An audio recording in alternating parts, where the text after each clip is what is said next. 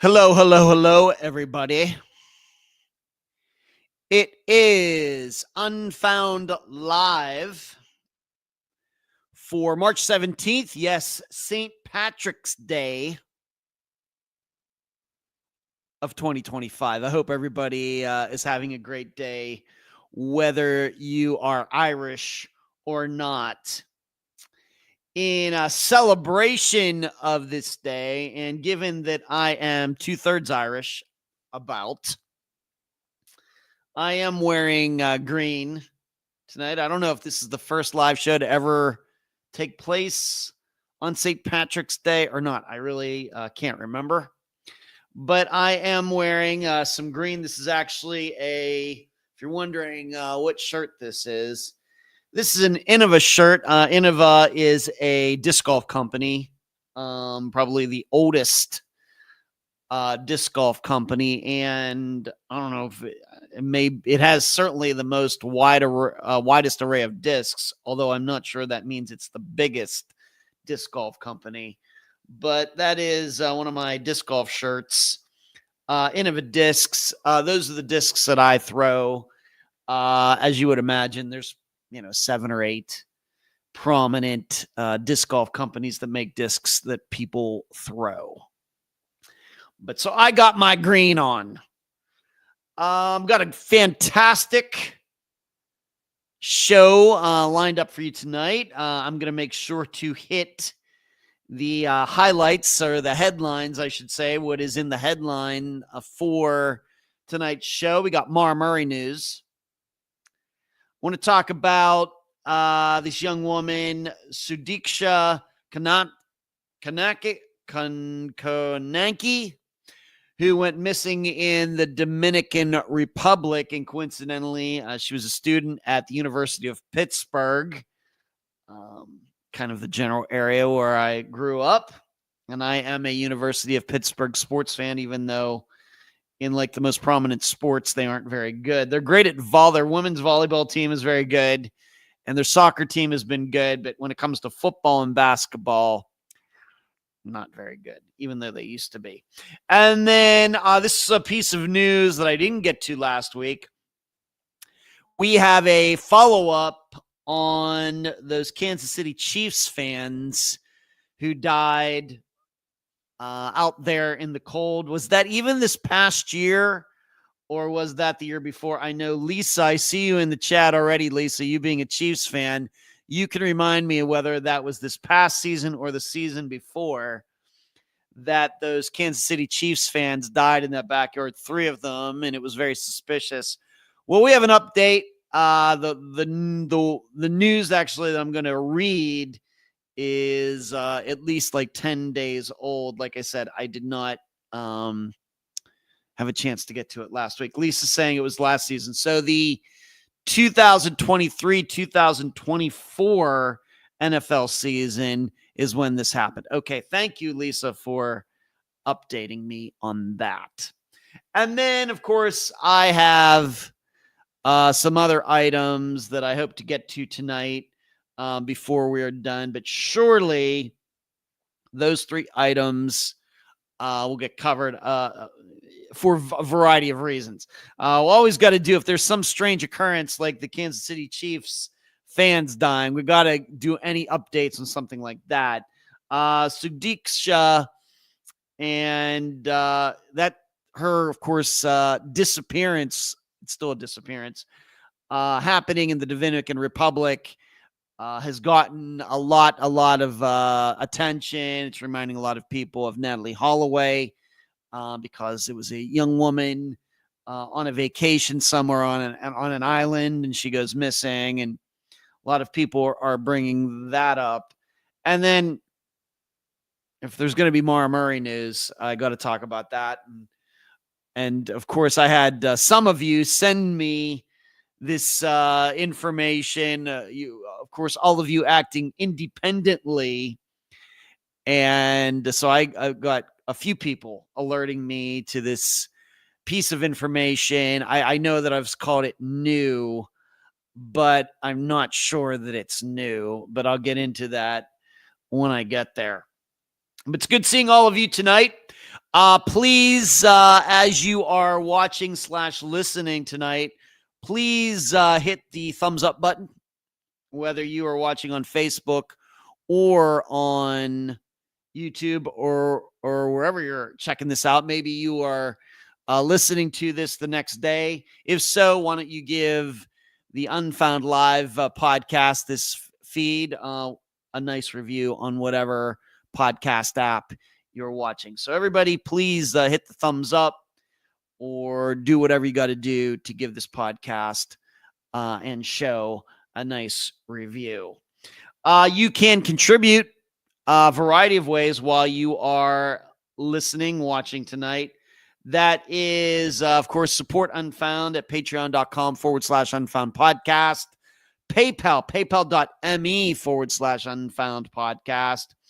While you are watching tonight, you can hit the super chat button, the little green button on some of your apps. If you're watching on your phone or something, it may not be there. But hit the super chat. And then finally, if you're watching on YouTube, you can hit the join button and support Unfound. That way you will get some things that other people do not. Let's see who is in the chat tonight. Everything is in first. Everything still maintaining the name Everything 2023. That's fine by me, Everything. Hello, Karen. Hello, Charlie. What's going on with you? Deborah, wishing everybody a happy St. Patrick's Day. Look at all the green heart and the clover leaves. Hello, Amy. Hello, Sarah. Look at you. Kathy, Stephanie, Lisa, thank you for joining in tonight and setting me straight on what year it was, what season it was. Leanne, Charlotte. It was good to talk to you over Messenger, Charlotte, yesterday. Mary Jane. Yeah, D, apologizing for being late. CR, how are you? Good to see all of you tonight, and I hope you're doing well wherever you are. As I stated, as you all know, today is St. Patrick's Day. I am, I guess, 2/3 Irish. My sister Diane, who is, if you see Charles in the chat, that is his mother, my sister. Some years ago, got the genetic tracing done. How long ago was that, Charlie? Maybe 10 years ago or something like that. And the easiest breakdown is that, at least, of course, she put her DNA in there, and she was 2/3 Irish, something like that. And so I just have to take for granted that I'm probably about the same. But you should know that it can vary. Even if you have a brother, sisters, and one of them gets their DNA traced and it has a certain percentage where you're from here, you got a little bit of this, a little bit of that. That doesn't mean that all of the other siblings are going to have the same exact percentages. So, that Mother Nature thing, she's crazy.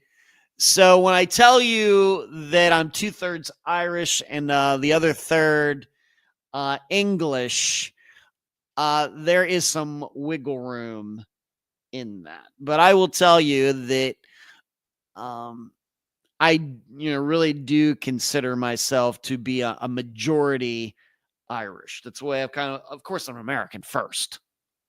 But my heritage, I'm guessing, does go back a majority of it to Ireland and not to England. And I think that if you looked at me, of course, you're looking at me right now, I don't think anybody would be surprised if, I'm more than 50% Irish. And to add to that, at least when I was younger, not now at 54, but when, I've really, in my late teens, into my early 20s, I did have some facial hair. I haven't had any facial hair since 1993, maybe 92, 93, so over 30 years ago. But of course, the facial hair still grows.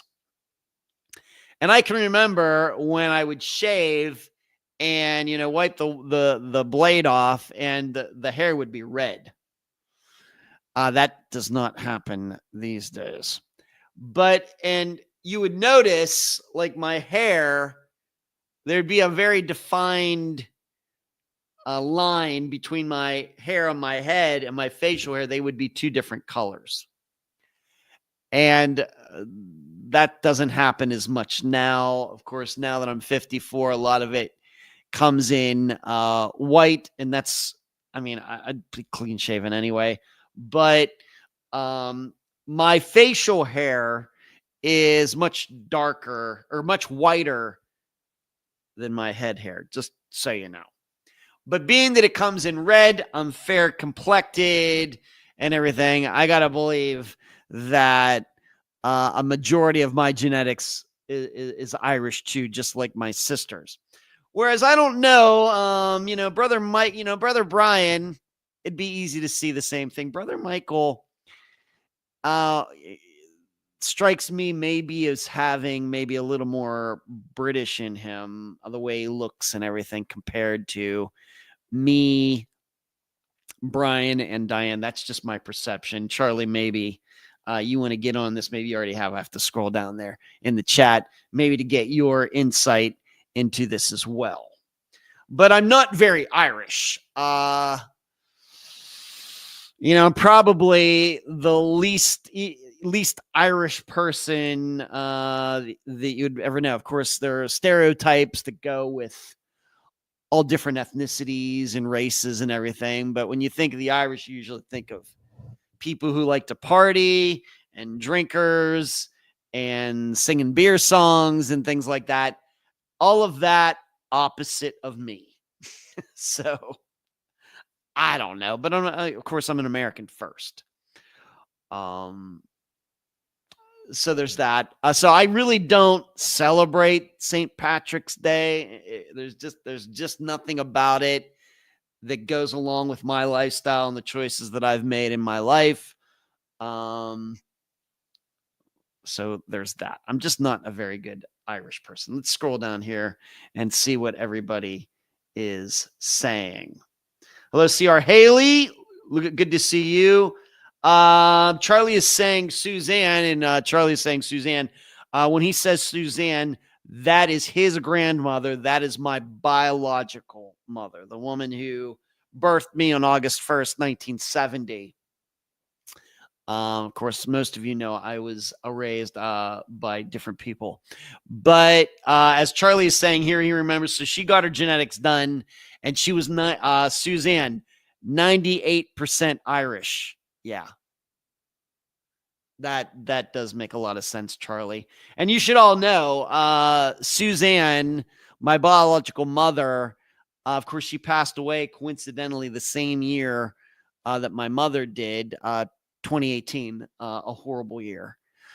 And Suzanne lived to be 88, I think she was.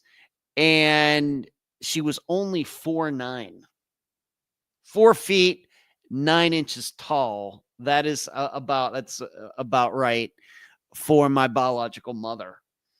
And it's one of those funny things that there was a time in my life where I wish I maybe could have been taller. I'm 5'9", if you don't know. I'm very, size, very average.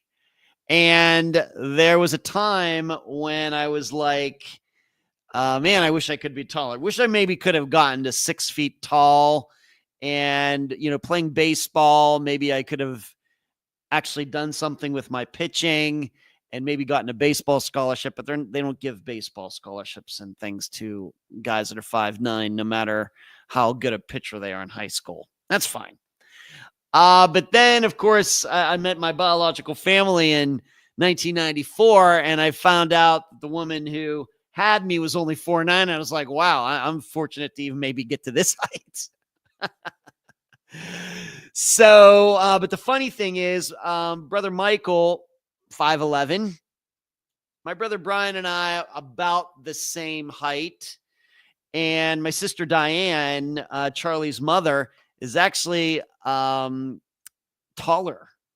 than the average woman, at least here in the United States. So there's that. So none of us ended up being shorties. We're at least average, if not above average. So who knows? But although my biological father, he was like 5'10", 5'11", so maybe that helped. Kathy is saying bio siblings don't have the exact percentages. You are correct. Yeah, I've learned that. I think that it was my sister Diane who first was telling me about that originally. To me, Ed, 5'9" is giant. I'm only 5'3". Well, that's pretty, 5'3", 5'4".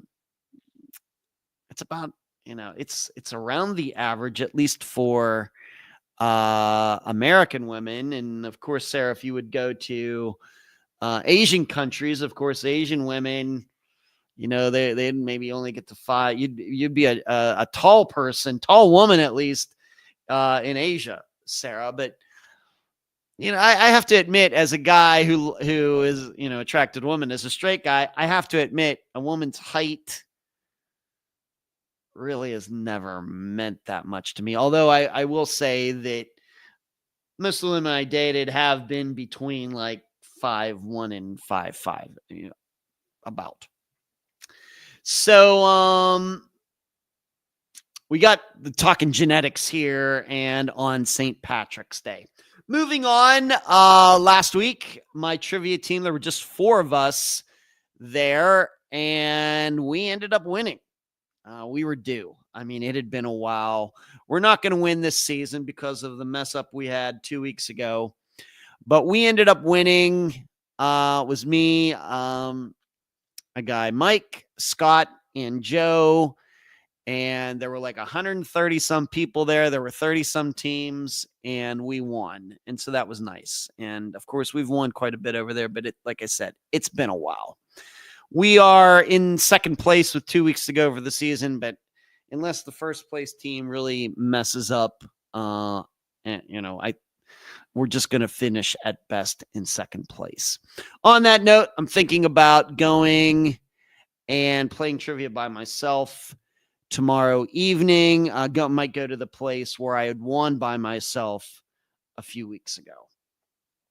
So what else has been going on since we all got together?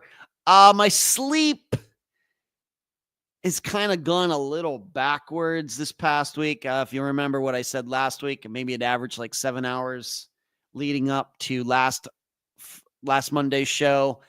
This week, I've maybe averaged around 6 hours. I feel fine. I've been getting work done. Obviously, new episodes have come out, and I've been going back to writing the Patreon blog. I've been talking to people. I've been getting out and throwing the disc. I'm doing a lot of stuff. Just kind of regressed a little bit. Why is that? I don't know. But still felt awake. So this is continues to be a work in progress. I did not have a session with the sleep therapist this morning. That got changed to Thursday. So we'll see what happens between now and then. Although I do keep in contact with her every few days just to kind of update her. I don't want to get to a point where it's never been a situation where we don't talk all week and then I have to surmise my whole week during the session. That seems like wasted time. So I try to update her so she already knows once we have our session that, how the week has gone.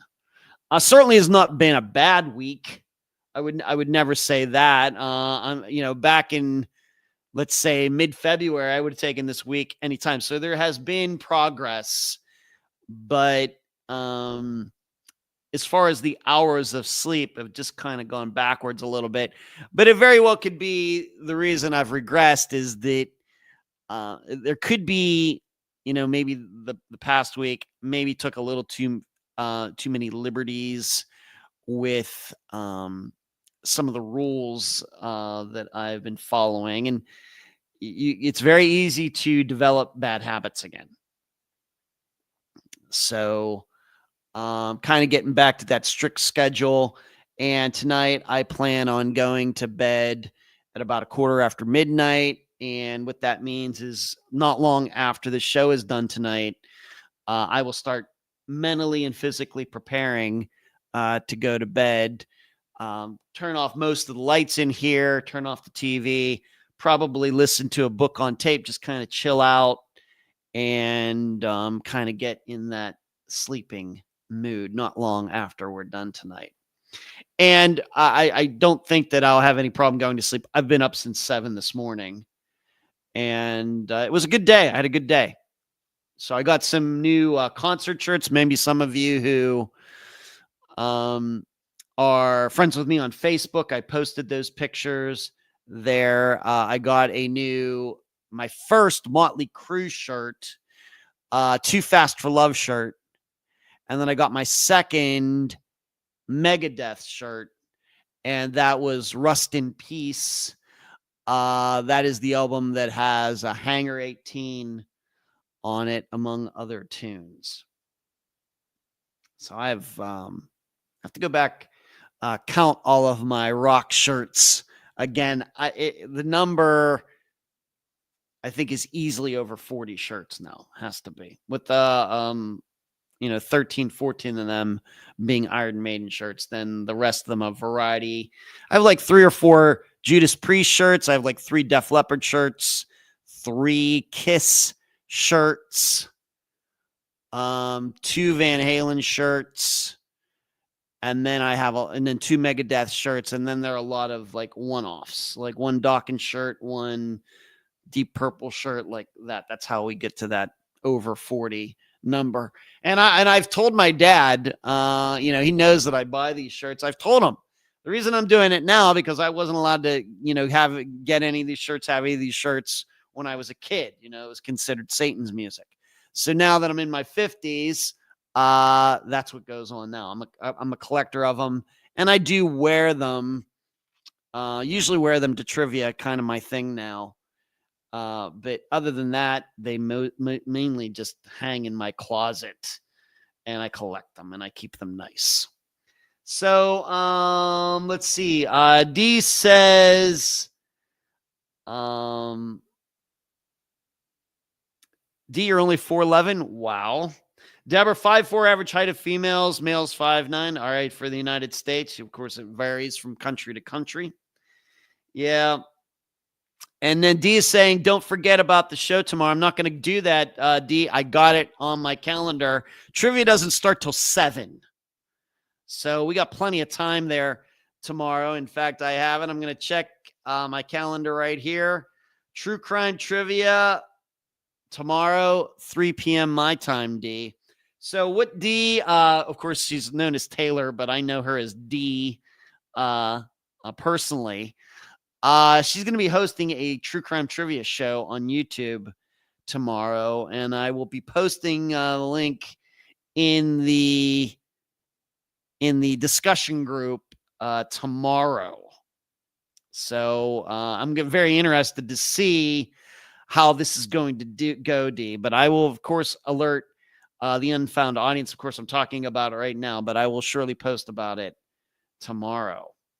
Hello, Neighborly. What's going on? Cranky 99. What's going on? Cranky says, just got a Slayer shirt last week, and a Slayer German import is in the mailbox waiting for me today. You're a big Slayer fan. I am not a Slayer fan, but happy to know a kinship kind of going on there. Cranky, what other shirts do you have? I'd be interested to know that. Cranky 99, if you want to let me know some of the other shirts that you have. Amy says Ed's living his best life. Yeah, thank you. D says it may just be me, you, and Mr. Fox. That's fine. We'll have a good time, D. That's fine. Totally fine.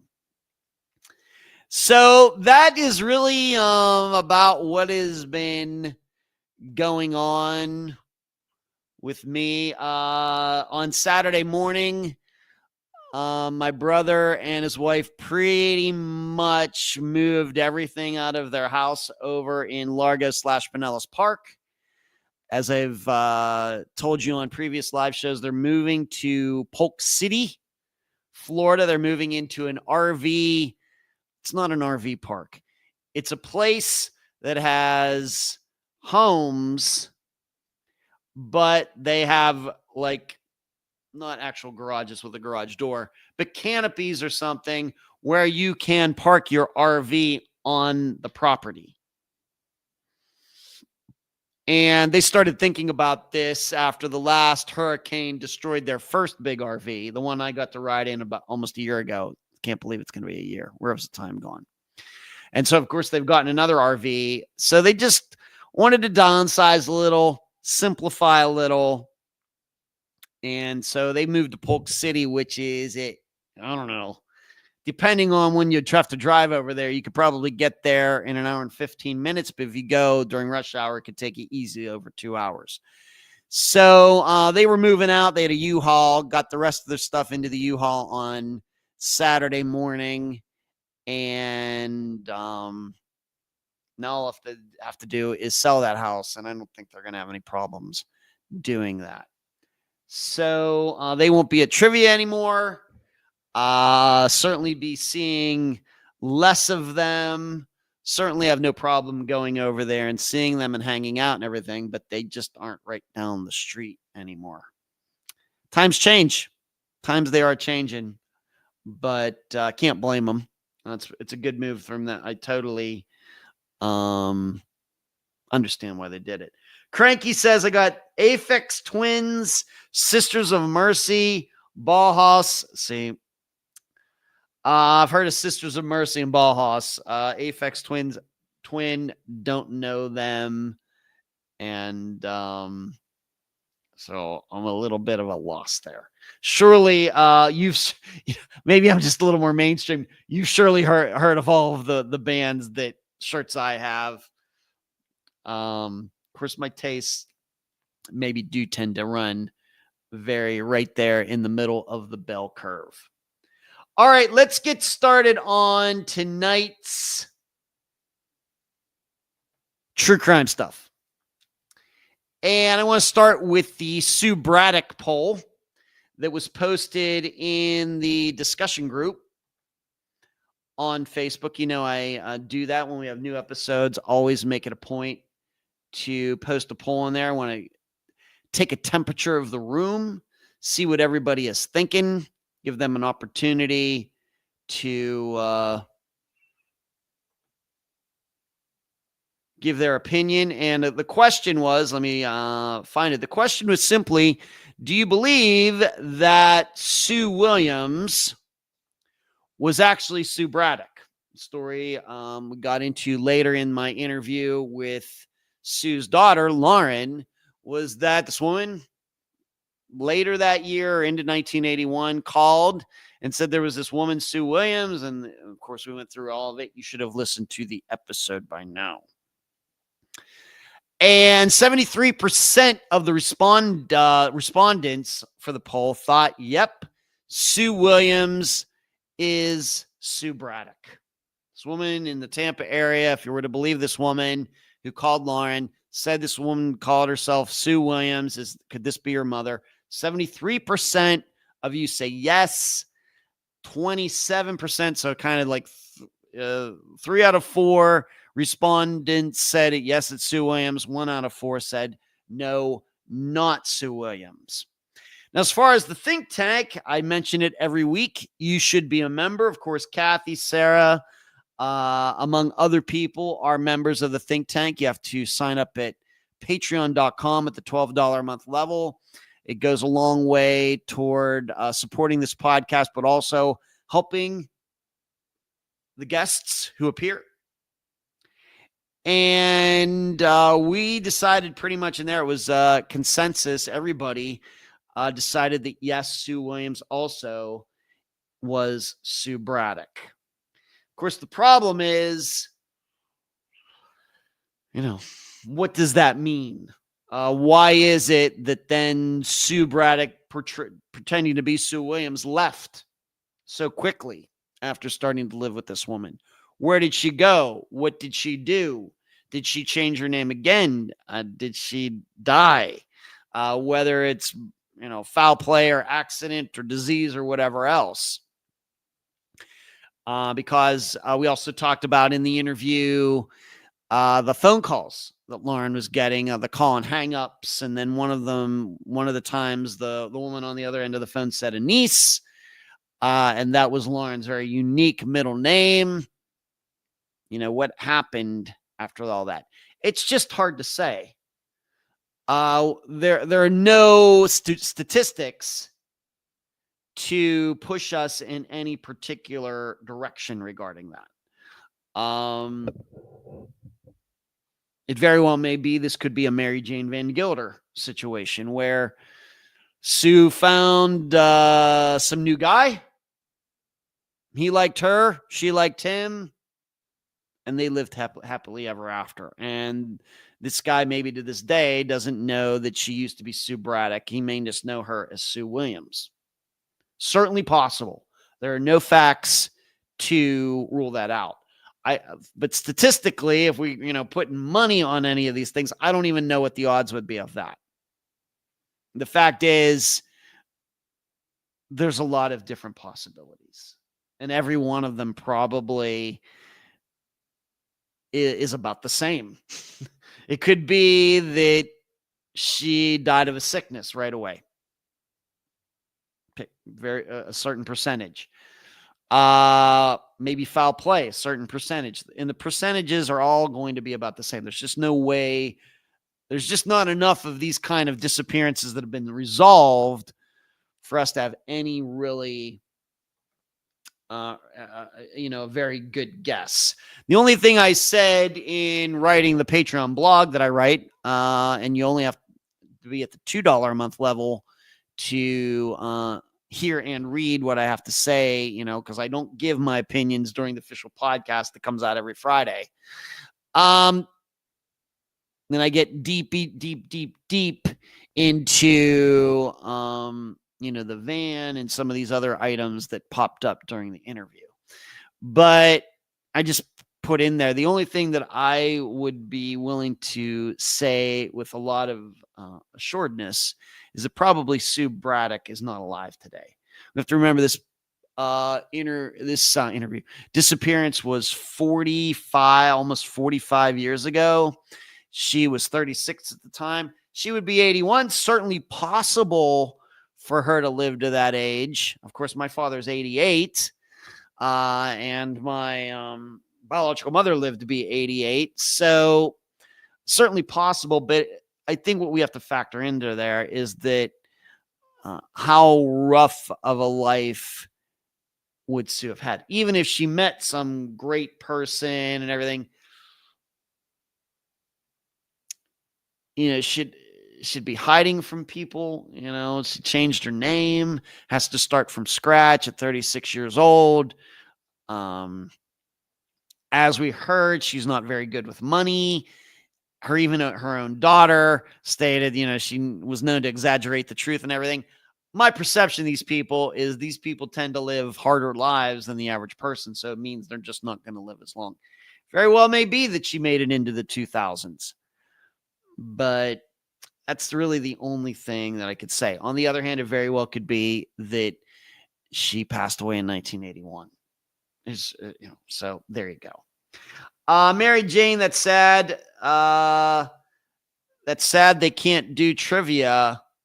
What does that mean, Mary Jane? You'll have to. Oh, you mean my brother and his wife? Yeah, they're just. I'm sorry, I misunderstood. Mary Jane, it's just too far away. The fact is, the places we've gone to trivia have really actually been a lot closer to where my brother Brian and his wife live than where I live. And I only have to drive 20 minutes. They're like 10 minutes away. Well, now they're going to be like an hour and a half away. So they're not coming over. So yeah, it's just things change, but they have to look out for themselves. And I understand why they did it. I mean, my parents did the same thing 20 years ago. I mean, they sold the house that I was raised in Gilpin Township, Pennsylvania, in Armstrong County in 2004. and they moved to the place where my dad lives now. And, everything gets taken care of. The grass gets mowed by somebody else. The shrubs get done, all of that. It's just, there's no stairs or anything like that. And they did that when they were in their 60s. Whereas my brother and his wife, they're doing this in their early 70s. So, like I said, can't blame them. All right. So that's the Sue Bradic poll. 75% roughly of the people who responded to the poll said, yep, Sue Williams was Sue Bradic. And 25% of the people said no. All right, let's move on to this. This is probably the item that caught everybody's eye in the when looking at what was on the agenda and looking at the headline for tonight's show. And that is Maura Murray news. What came out within the last 4 days, maybe? And like I said, I was alerted to this by a variety of people, either through Messenger or through email. People got to me a variety of ways. Hey, Ed, have you seen this? And I will admit, at the time that I got these messages, I had not. I'm guessing that I eventually would have seen it because I try to keep tabs on things. But these people got to me first. And the news, if you don't know, I will try to go through it fairly quickly, is that there is a guy, his name is Stefan, and he and Maura went to West Point together. And of course, we know that she dropped out. She ended up transferring to UMass. Well, he dropped out of West Point at the same time, but he did not go to UMass. But they did know each other at West Point. And it's unclear to me really if they really kept in contact with each other after they both left West Point. But nobody debates that they knew each other. Everybody knows this. And in fact, it's already been, as I told the people who told me about this information, this was like deja vu. I was like, this doesn't sound like new news to me. This just sounds like something that's rehashed. And I'm not an expert on Maura's disappearance. I'm not necessarily an expert on any particular disappearance out there, although you may say that I'm an expert on the murder of Janelle Matthews now. Other than that, I would not say I'm an expert on any particular disappearance. I mean, I've got 360 of them. Even when it comes to Tom Brown, I am not what I would say the authority on it, on any of the disappearances. But even for me, when I heard this, I was like, I had deja vu. This doesn't sound new to me. This sounds like something that was already out there. But there's this guy, Stefan. Nobody debates that he and Maura knew each other. And the big news is that, Stefan got in some trouble, some very, very big trouble. He is a horrible guy. And what happened was he ended up starting this nonprofit organization, taking in abandoned animals or finding animals that aren't wanted, new homes or something like that. And he was running this nonprofit, asking people for money, or they were paying him to do this and everything. What got to the point where he started euthanizing the animals that he was taking in. I know, horrible. And he was running this scam. So essentially, he was just taking the money and he wasn't doing what he said he was supposed to be doing.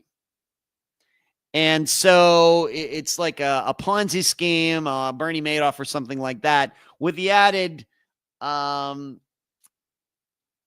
crime that he was killing mainly, of course, cats and dogs. And so now he has been found guilty of this, and he's gone to jail, and he's going to be there for 15 years. And I want you to know, of course, I agree with all of that. That is horrible. But when they arrested him and took his fingerprints, it turns out that one of his fingerprints dinged for one of the fingerprints multiple, that were taken during the Maura Murray investigation. And it was on a CD case that Maura had that was in her car when she went missing.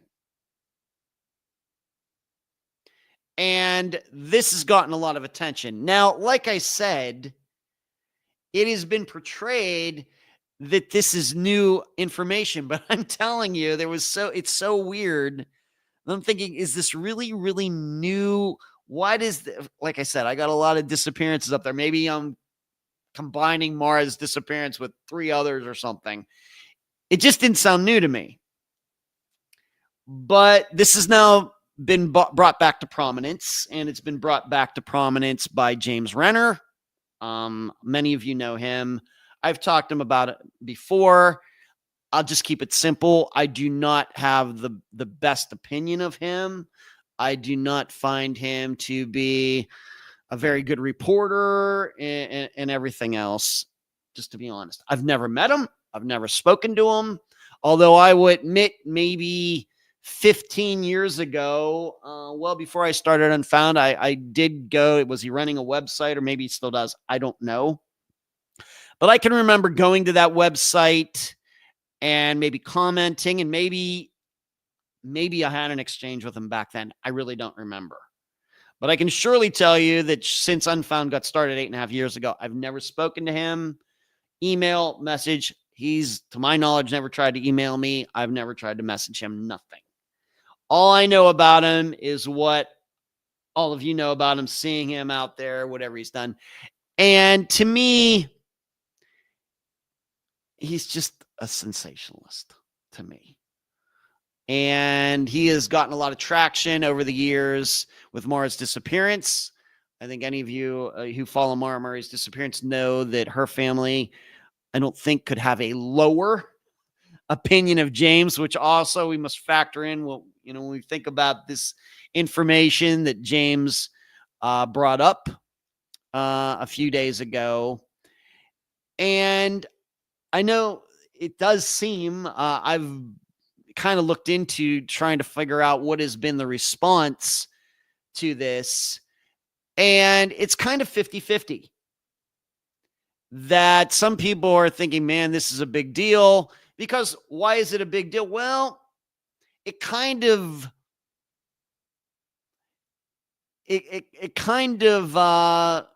does it? Is this confirmation bias, or is it real?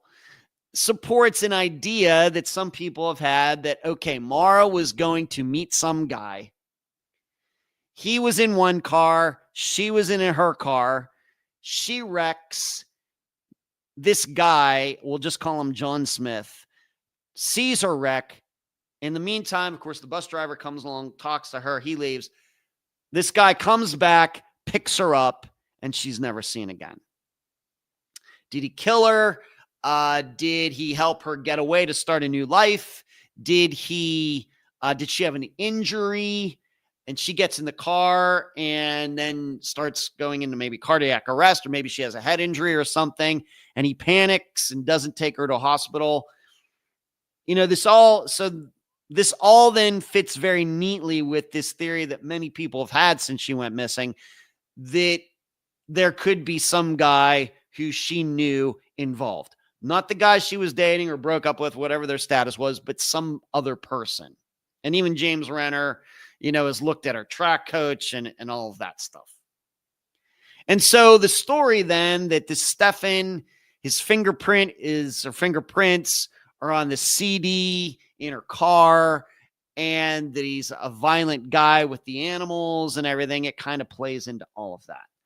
I'm going to tell you, this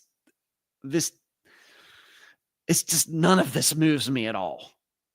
It just doesn't. And I will admit, it could be one of those issues that, because this is, of course, for all of you, you're in the audience, put out the podcast, you listen to it. And I think that over time, you are being educated just about disappearance in general by hearing about specific disappearances. But being this is my work, you have other things to do in your life. You have your own jobs and interests and everything. Of course, this is my work.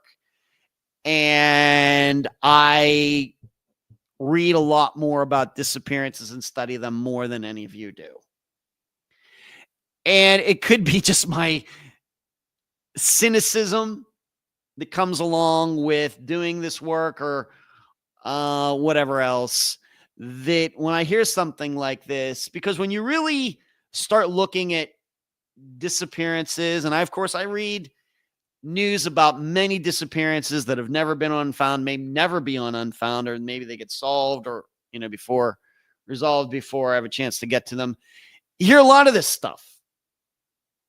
You read a lot of it, things that seem to be something that aren't, that don't end up going anywhere. And this is what, strikes me regarding this. I realize to the average person, they hear this, it's something. But you have to remember something. I know, once again, I'm going to say this, he is a horrible person. But you also must understand that it's not alleged that he tortured any of these animals. Of course, we know that a lot of serial killers get started torturing animals and going out and trapping squirrels and taking them back and drowning them and all sorts of stories like that. This wasn't that. It's still bad. But the way it was portrayed, even by James Renner himself, who did an 18-minute, he's done actually two. I haven't listened to the second one, only the first one. Even James Renner himself, the way he portrayed it, it sounded to me just like something that this guy got in over his head on what he was supposed to do. And,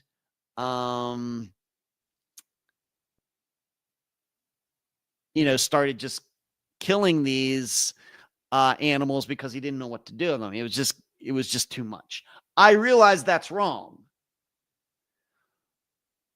But he wasn't out there picking up stray dogs and then, doing operations on them or something, performing experiments on them or anything like that. It's still horrible. And I would not have wanted that to happen to my wiener dog, Fred, that I had growing up, of course. So we have to put this in the proper context. This is not Jeffrey Dahmer or something we're talking about that was getting through about it. I think he was just trying to cover up the fact, it's just a bad business plan.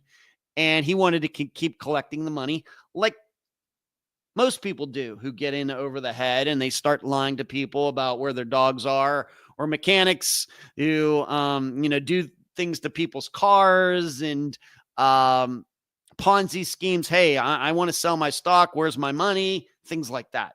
That's the way it seems to me. And that's even the way James Renner portrayed it.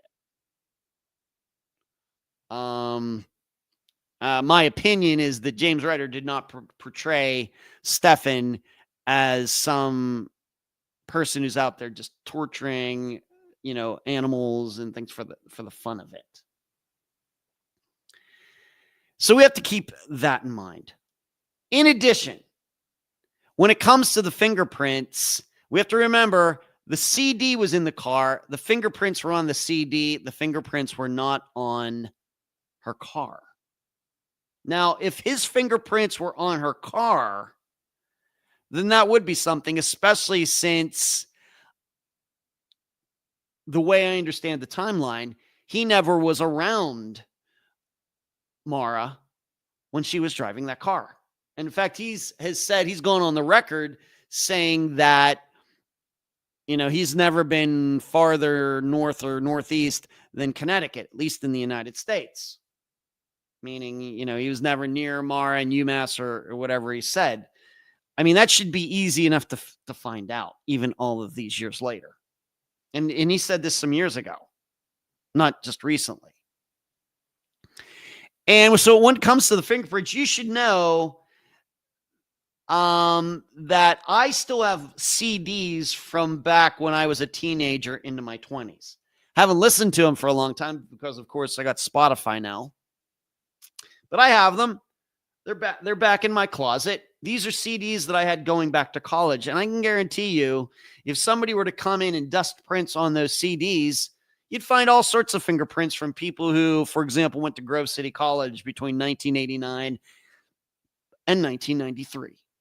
Because that's when I was there, and the CDs were at the school when I was there, and other people had the same taste in music that I did, and maybe we swapped music and all sorts of things. But I can tell you, all of those people, I haven't seen any of those people except for my buddy Dave, who I went to see in Illinois. Other than that, all the other people I went to Grove City with, I've not seen any of them since I went to school there. But it's still very possible that fingerprints are on those CDs. It doesn't mean anything. I haven't seen any of these people, but the explanation, we all went to school together. Now, if we were to find any of those fingerprints from people who went to school with me in my car, my Hyundai Sonata that I got in the summer of 2017, now that would certainly be something. I'd be shocked. I'd be like, what's going on here? But of course, that would be something much different than fingerprints being on my CDs that I've had for 35 years. And so that's the way we have to think about this. Certainly something. Now, I just don't think this is anything. But if somebody wants to come forward, somebody who I believe says, you know what, those fingerprints were actually found inside her car too, whether they were put there on the night of her disappearance or the day before or something like that. Because once again, remember, she wasn't driving that car around that long. And there's no reason to believe, at least factually, that she and Stefan ever ran into each other. So I just don't think this is anything. And he has been asked. My understanding is that the FBI just within the last year went to talk to him, and people make a big deal about that. I think we established when I interviewed Julie Cowley, of course, retired FBI agent, profiler, and I have the highest respect for her. You know, and I listen to the Consult podcast and you know, every week. And I think they do a fantastic job over there. It's one of the few other true crime podcasts that I do listen to. But I think we established when I interviewed her last year that the FBI, you know, a lot of times they're just as clueless as everybody else. Nothing against them. But they aren't saviors. They're not perfect. They're not an automatic solution to anything. And in fact, going back to Julia Cowley as a profiler, she said she dealt with very, very, very few disappearances all the years that she worked at the FBI. My understanding is she was there like 20 years. She had a handful. I think she said she had like 10, 12, 15 disappearances in 20 years. That's less than one a year. So when I hear that the FBI went to talk to Stefan and because this fingerprint and everything, it just may be because they didn't have anything else to do. They just felt, well, we're obligated now. We have to go talk to this guy. Fingerprint, let's just go see what he says. Now, we also have to understand, you probably were wondering, well, where was Stefan when Maura went missing? This would certainly clear all of this up. Well, he was married at the time, by the way. And his wife said he was with her in California. And to my knowledge, nobody has undercut that alibi over the last 20 years. Now, they're not married anymore, and we know how ex-wives like to talk. So if she wants to change her statement, maybe now would be a good time. but I bet that doesn't happen.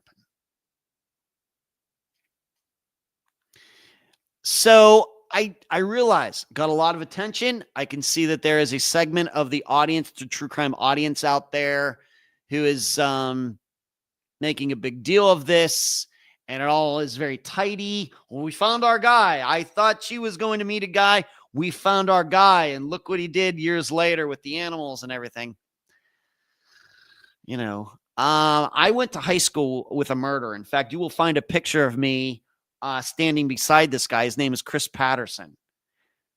He ended up murdering a guy maybe 10 years ago. I think I've talked about this on the live show before. I went to high school with a murderer. I'm standing next to him in a picture. Doesn't mean anything.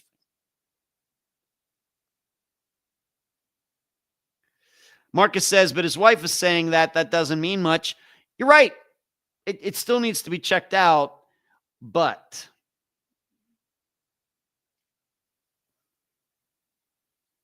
like I said, if she wants to change her mind and they've been divorced for a while, now would be a good time.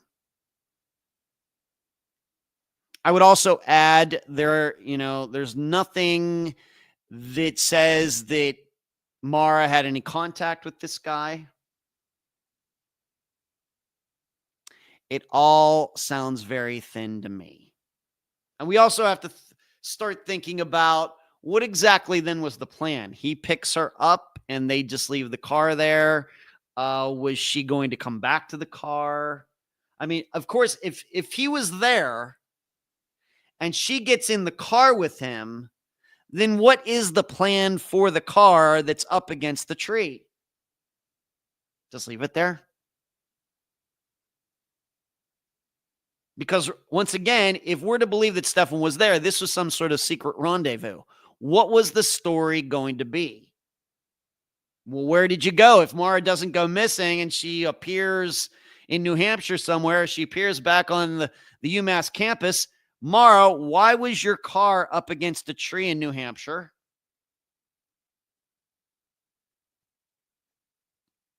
Hard to understand. So I just really don't think this is going anywhere. Once again, maybe I'm just being biased myself. Maybe I'm not being as objective as I need to be. I think I've been fairly forthright about this, that I just think she wrecked. She was drinking and driving. She wrecked. She took some stuff and ran off into the woods. Why? Because that's happening all the time. People are drinking and driving, wrecking and running away from the wrecks all the time. And in fact, I can guarantee you that this live show goes 2 hours every Monday night. I can guarantee you during every 2 hours that this live show has happened, that has happened somewhere in the United States while the live show was going on. That is how common it is. I realize maybe people don't drink and drive as much as they used to. There's been a lot of crackdown on that. And really, Americans in general are drinking less these days, and especially younger people are drinking less these days. And that's I would say that's a good thing, but that's going to cut down probably on people who are drinking and driving. But still, the stats on drinking and driving and everything are still very clear. People are still doing it, and people don't like to get caught drinking and driving. And so they run off. So that's still where I am. Now, we also have to, this is something else important that needs to be mentioned. It also should be mentioned, what are the odds that James Renner comes out with this piece of information just at the same time that he has a new book that he wants to sell that he wrote? That is one hell of a coincidence. How convenient. So that's why like I said, whoever was the first person that sent me information regarding this, and then finding out who was releasing it and everything, and knowing James's reputation, if only taking the Murray family's word on it, if nothing else, I was thinking this probably has something to do with something else. And then you find out, hey, everyone, I got a book to sell. So I'm just like I said, I'm unfazed by all of this. And let me look at my notes here. Let me see if I've forgotten everything. We also have to remember this when it comes to information that comes out like this. Maura's disappearance is 20 years old. Now, I will tell you, on the other hand, if her disappearance was 6 months old, if it was a year old, even if it were a couple years old, and something like this came out, I'd be like, huh, that's something. But this seems so obvious that if this was really what happened, that Maura somehow arranged to meet Steph in some getaway. There's no proof that these two had contact about meeting up. Nothing at all. In 20 years of surely everybody, including James Renner, looking for it.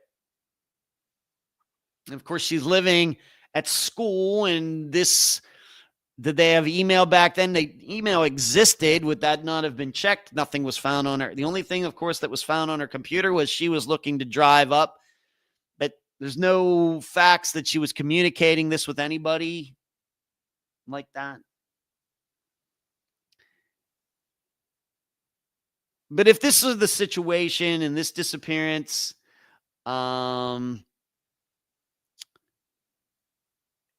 was just a couple years old and everything was the same, then I'd be thinking, you know what? Maybe there is something to this. But this is so obvious.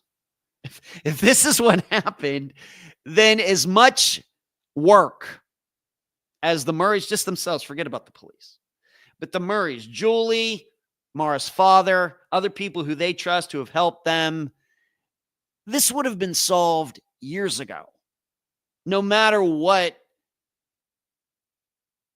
Stefan's wife said. But I just get the feeling that we're treating this like this disappearance like happened last week, and looky here. That's where I am. Now you watch. I'll be completely wrong. You watch. You just watch. But this is what I have to do. This is the work that I do. I'm calling it like I see it. And the fact is that my predictions on disappearances and why they've happened and is like in the 95, 97% range. When I look at disappearances that Unfound is featured, Unfound Now, or the Friday podcast, I get 97% of them right. And in fact, the ones that I've missed were ones that were early on in Unfound's existence when I was a newbie, like with Esther Westenbarger and a couple others. Since then, I've been pretty good on my percentages. One that I maybe missed within the last couple of years, Brandon Roberts, he ended up being alive. So when it comes to looking at the facts and looking at the situation and everything, I usually get these things right. And so this is where I am in this. Cranky asks, let's see what everybody's saying here. Stefan, let's see here.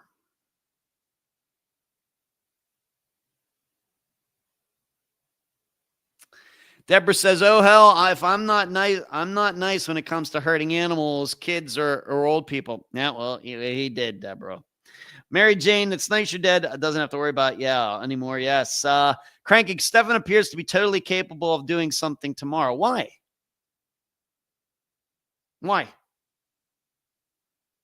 Cranky, why does he seem capable of doing that? Because he killed some dogs and cats. Okay. Cranky, I agree. He has some weird stuff on the Oxygen show regarding James Renner. Yeah. How far can a car drive with a rag in the tailpipe? We went through that with Julie. You can just go back and listen to what she had to say about it. She is surely the expert on that more than I am. That's his full name, Stephen Baldwin. That's public. That's no big deal. Apparently from Massachusetts to Vermont, Amy says to Cranky. Maura's car is still an unpound. Can any DNA be performed still? Could be, but maybe not. Kind of got into this with a disappearance in September, October, with how long would fingerprints last within a car that's all locked up, sitting out somewhere. You have to remember the fingerprints are mainly made of oil and water that comes off your skin. And of course, exposed to ultraviolet rays or heat or something, they will disappear eventually. So fingerprints, DNA, of course, different. So maybe there's still some hope there, Cranky. BS asker now, Deborah says, Marcus, but his wife is saying that doesn't mean much. I realize wives cover for their husbands, but they've been divorced for a while. And we know how Steve Pankey's ex-wife reacted to him when she was under oath during both trials. And of course, she is deceased. I hope she rests in peace. Cranky says, why did the dog scent stop 50 to 75 yards further down the road from the spot her car was at? Maybe she ran down the street, Cranky. As you know, dogs are not reliable. It's not science. It's just something. It's just a tool. It's just like polygraph tests. It's not science. So, I just don't take it seriously.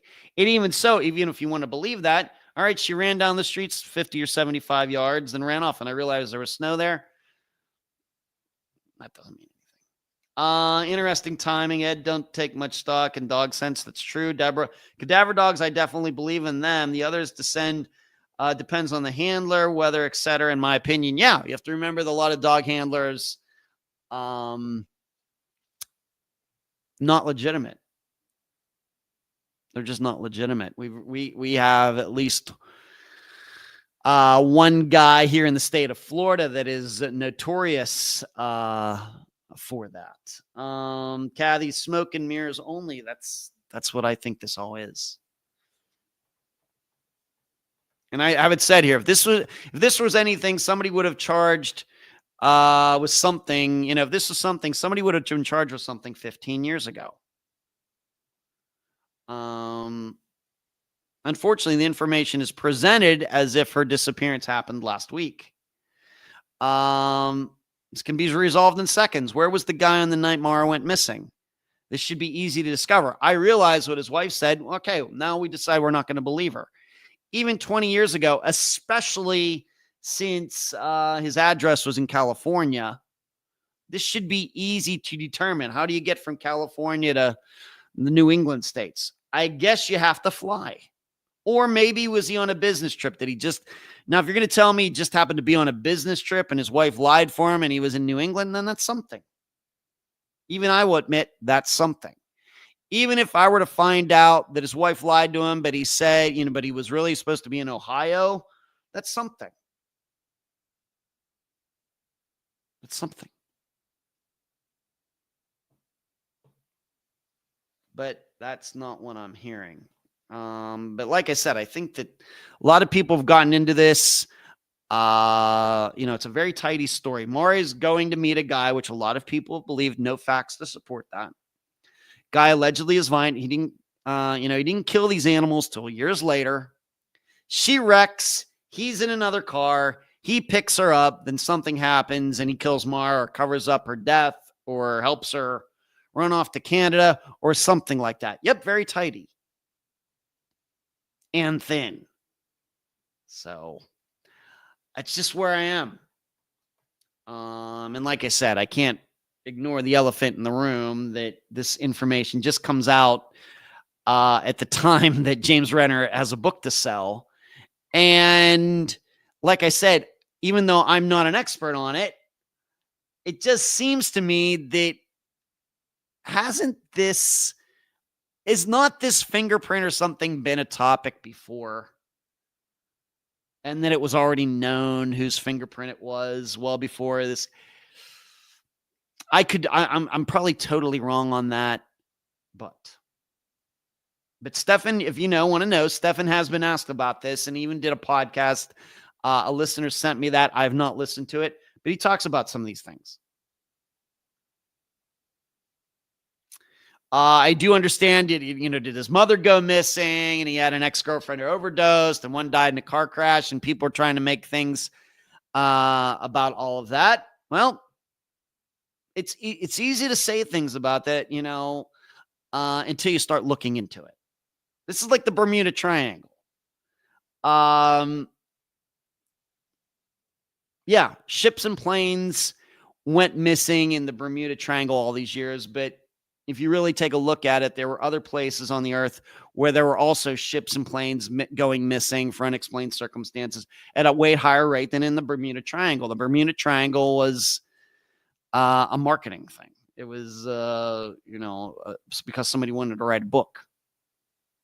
So until you actually look into these things, anything is suspicious until you look into it.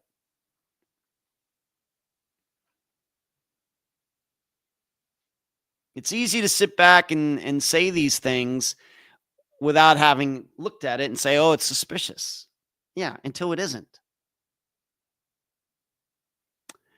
So I'm just completely unfazed by it. Certainly could be that she was murdered. There are no facts to say that didn't happen. But I would also say that these types of disappearances with wrecked cars and everything, it's very, very clear what goes on. In contrast to Paige Rinkowski, whose car was in perfect running order, sitting along the highway in Michigan, and people actually saw her talking to some guy, and it looked like they might have been arguing, or he was saying, like, yelling at her or something, and then she's not there and her car's still sitting there. That's different. But when you get into wrecked cars, whether it's Maura's car or Brianna Maitland's car, and we have to remember, we had at least one wrecked car disappearance that was solved. Guess what? No foul play. That was, let me look it up. Was it Matthew Braswell? I think it was. Yeah, Matthew Braswell. Remember, he and the guy were going along stealing stuff out of mailboxes. They got seen. They tried to get away. The guy wrecked the truck. The one guy couldn't run. And so he's paralyzed or whatever, but Matthew did run off, and then his remains were eventually found. These kinds of things, statistically, it is at such a high probability that there is no foul play for these kinds of disappearances. It's like 99 point something percent.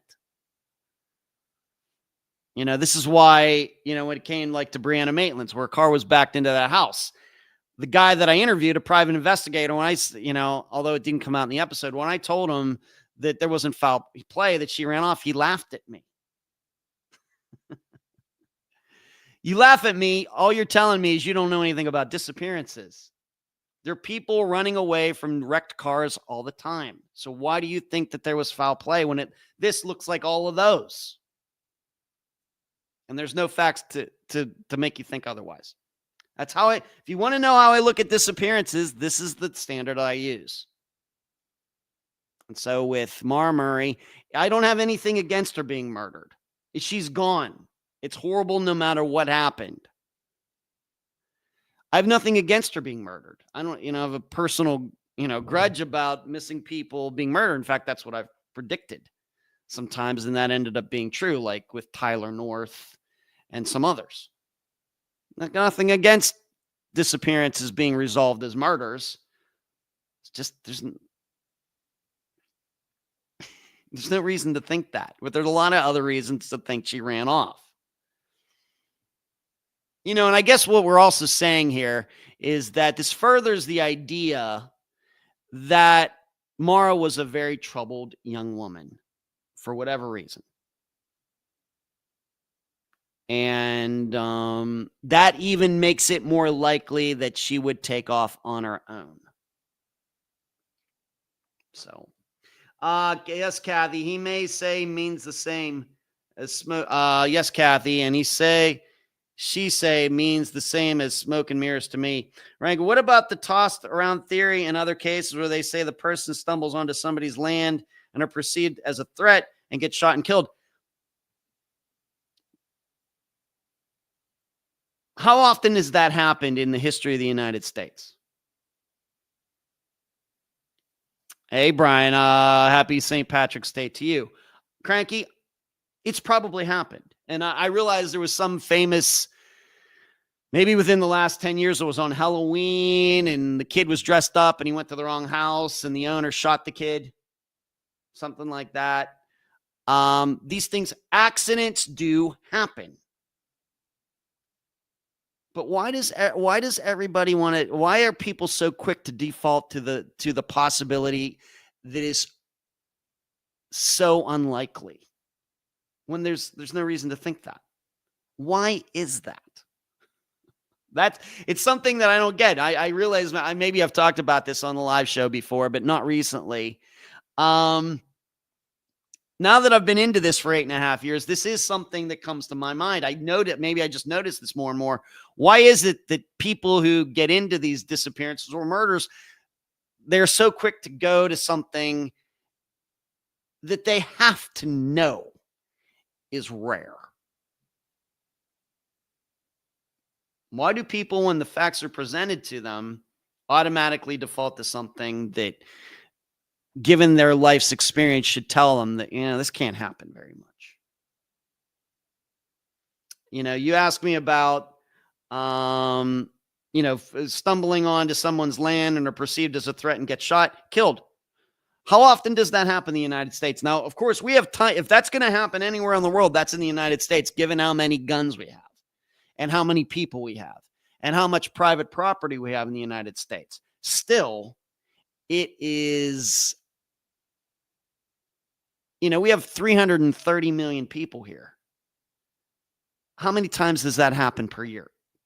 I can't even guess. I'm going to say it's probably less than 100 out of 330 million people.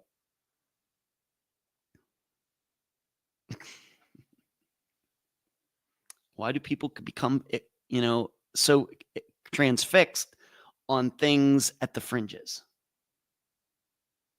Whereas way more people get murdered over drugs. Way more people get murdered in domestic violence situations. Way more people get murdered, just for no reason, drive-by shootings and things like that, than anybody gets murdered by just mistakenly going onto some property and somebody coming out and shooting the person. Kathleen, I think poor Maura finished off the rest of the alcohol and passed out and died of hypothermia in the woods, and the searchers missed her. Yeah, a la Tyler Goodrich. Yeah,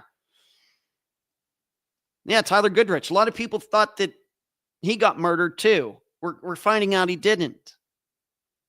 And he was only, 1,000 yards, 3,000 feet away from his home. Searchers missed them. This happens. This is reality. The way that Maura's disappearance has been examined by too many people is not reality.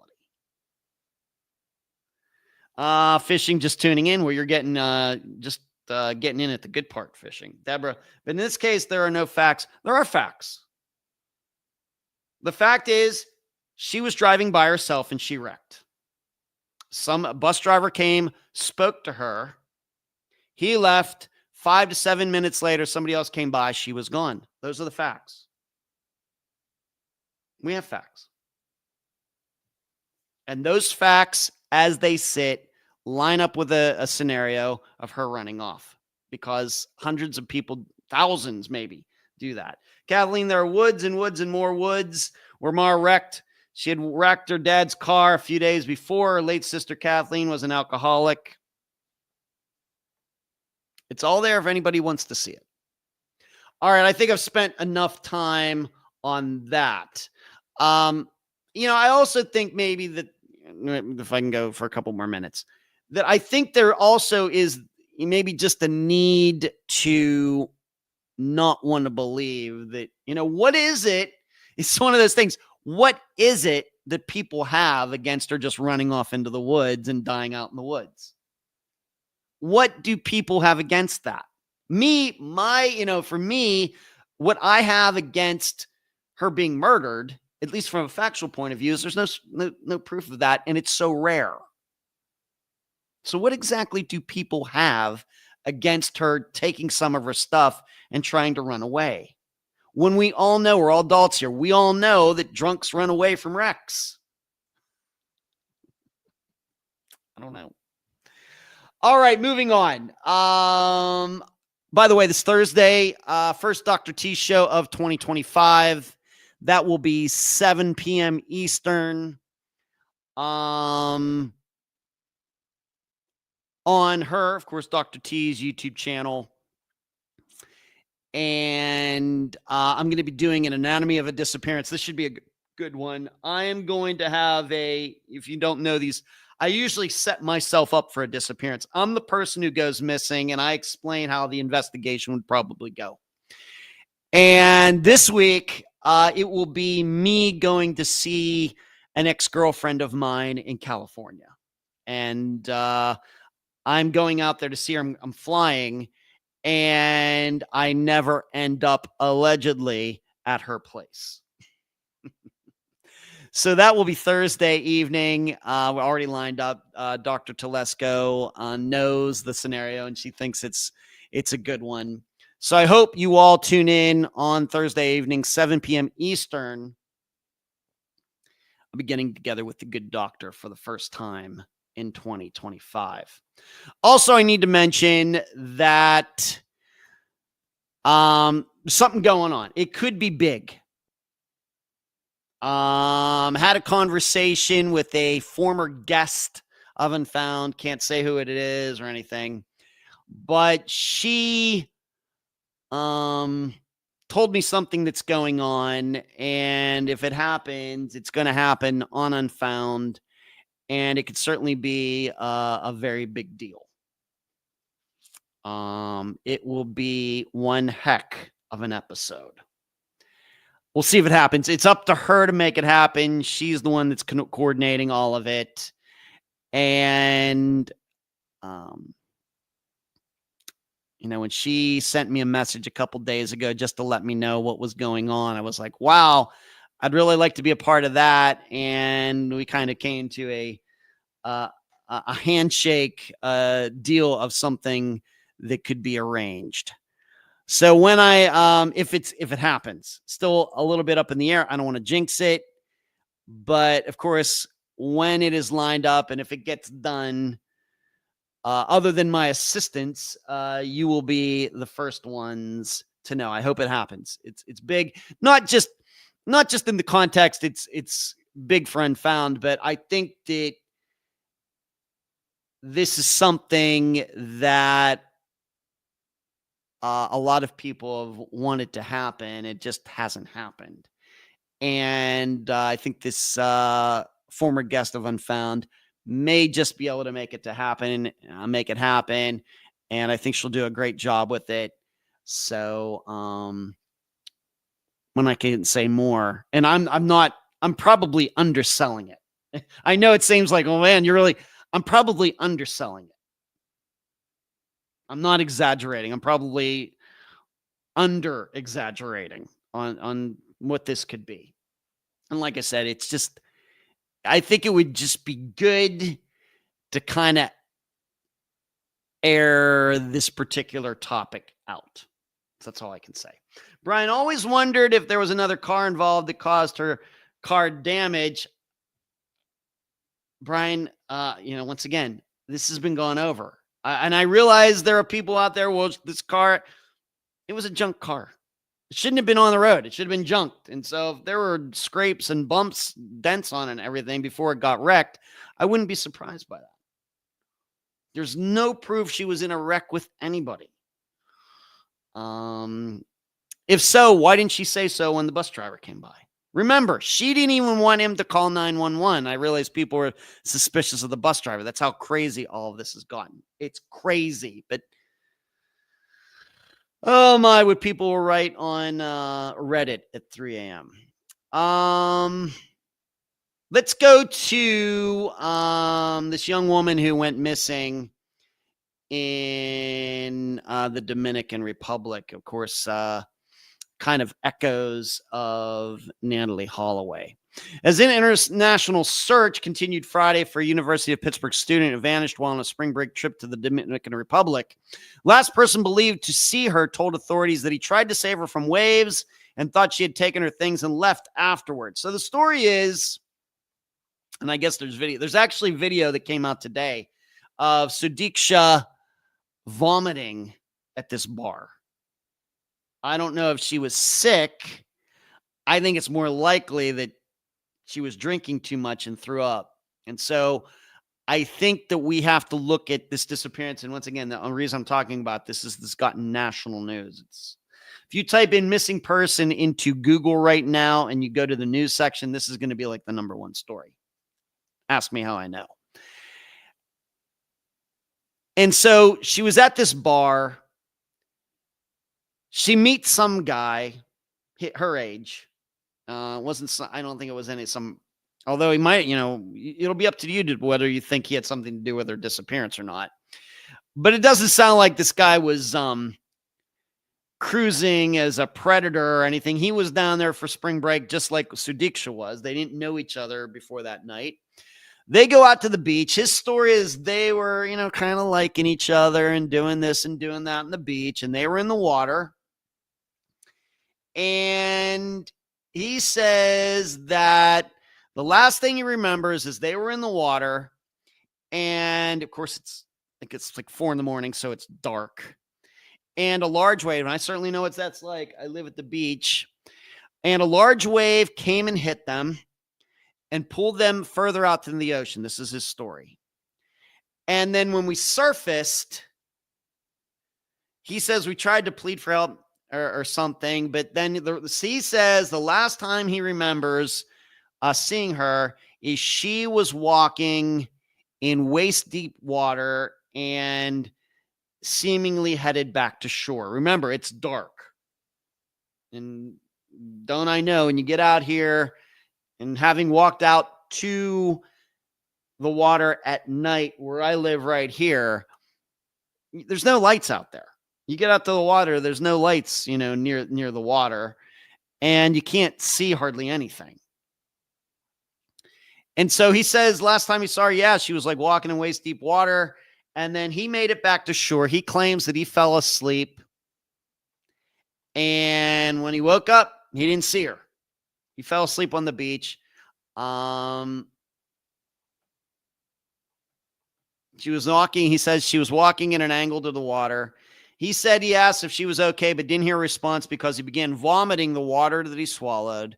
After I saw her walking away while she was walking in the water, I never saw her again. He then says he passed out on a chair that was out at the beach.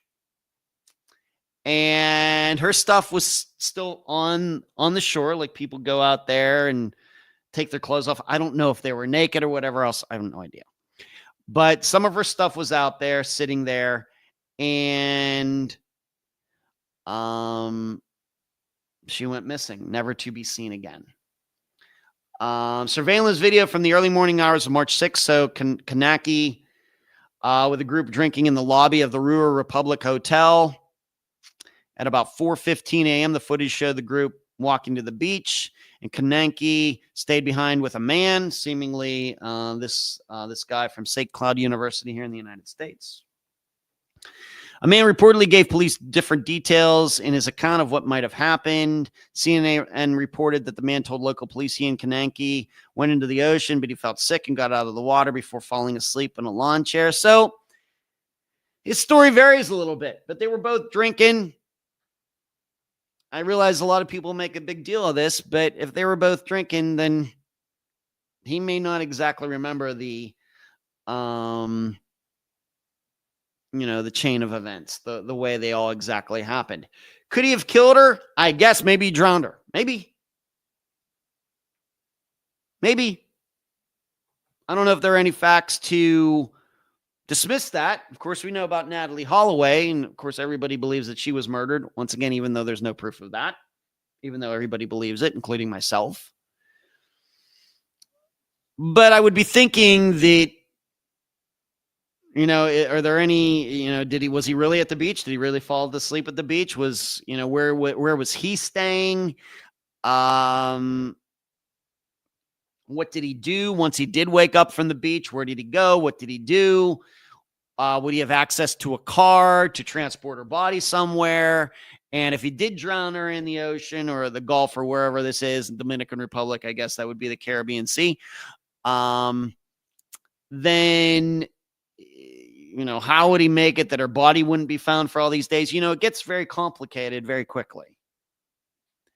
And so I'm inclined to believe that he's telling the truth, even though his story seems a little shaky, but I just think it's because he's been drinking. And we know that she was drinking, once again, given that there was video of her drinking at a bar and throwing up. She was really whooping it up. She was on spring break. That's what spring break people do. A lot of them, not all of them.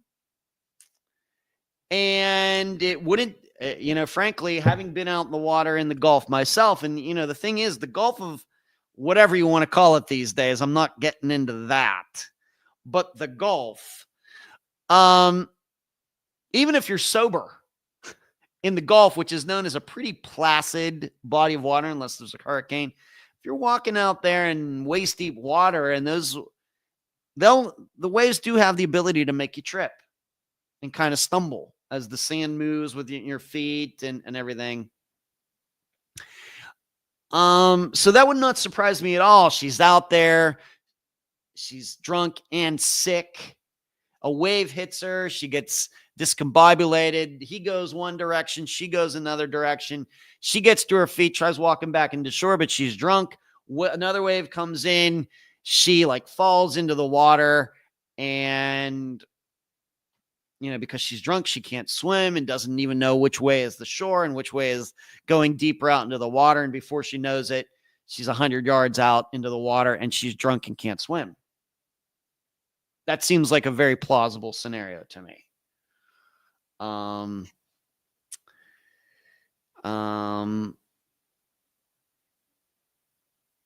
these friends, the family's saying, all these friends went down there and went to the beach and had a good time, and our, daughter has not come back. Officials have deployed drones, helicopters, divers, boats, K9 units, and human teams in the search for Konanki. The DR police said they're exploring all possible options, accidental and intentional, for the investigation. Konanki's father has urged authorities to expand the search beyond the water after a body wasn't found in an initial search of the ocean. He asked them to consider options other than drowning, including kidnapping. Did she get kidnapped? What are we talking about here? So it's, another 20-year-old student from the United States kidnapped her? That seems unlikely. So somebody else came along and kidnapped her, even though this other guy was in the chair, passed out. I'm not saying it's impossible.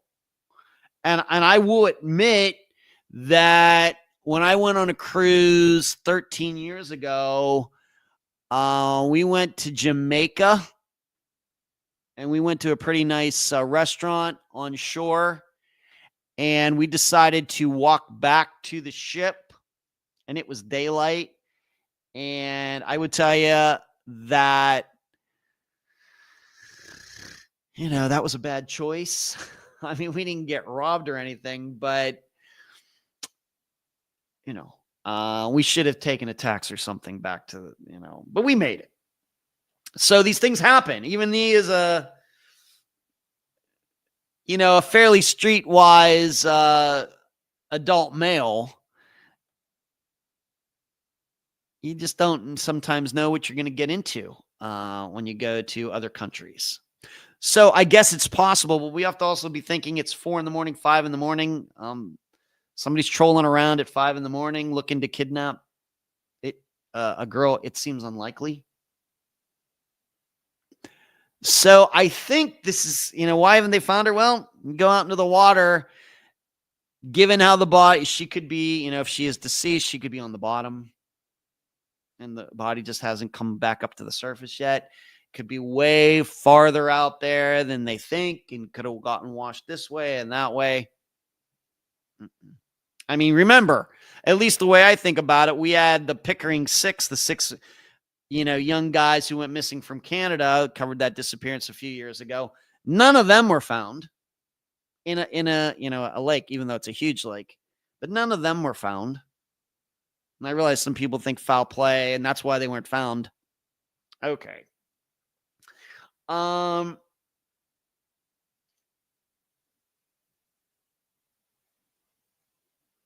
Mary Jane says Maura's story has always been so popular with so many opinions. Yeah, Mary Jane, yes, they want it to be something other than a simple walk-off.